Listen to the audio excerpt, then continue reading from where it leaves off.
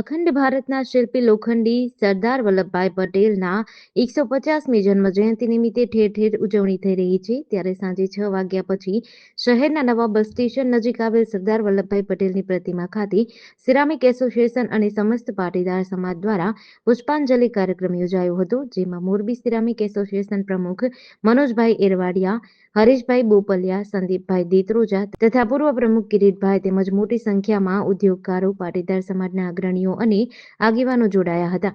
પાટીદાર સમાજના યુવા આગેવાન મનોજ પનારા સહિતના પાટીદાર અગ્રણીઓ ઉપસ્થિત રહ્યા હતા.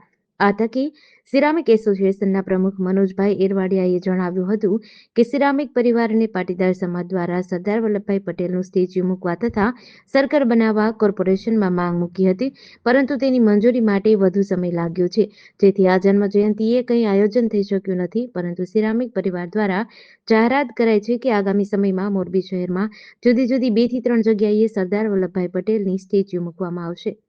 આજરોજ સરદાર પટેલ સાહેબની 150મી જન્મજયંતિ નિમિત્તે સિરામિક પરિવાર દ્વારા તથા સમસ્ત પાટીદાર સમાજ દ્વારા આજે સરદાર જયંતિ નિમિત્તે સરદાર સાહેબના સ્ટેચ્યુ ઉપર પુષ્પાંજલિ કરવામાં આવી છે.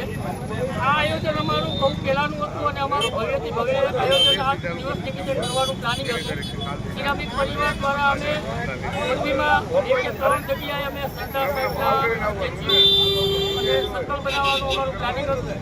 આ સંદર્ભે અમે મોરબી મહાનગરપાલિકામાં શ્રી કમિશનર સાહેબ પાસે લેખિતમાં અમે એમની પાસે માંગણી કરેલી, પણ જે તે સમયે થોડી પરમિશન આવવામાં લેટ થયું, સમયના સંજોગે અત્યારે ભેગું નથી થયું. પણ અમે આજના દિવસે સરદાર સાહેબની 150મી જન્મજયંતિના દિવસે અમે લોન લઈએ છીએ કે મોરબીની અંદર 2 કે 3 સરદાર સાહેબના સ્ટેચ્યુ અમે સિરામિક પરિવાર દ્વારા નિર્માણ કરશું.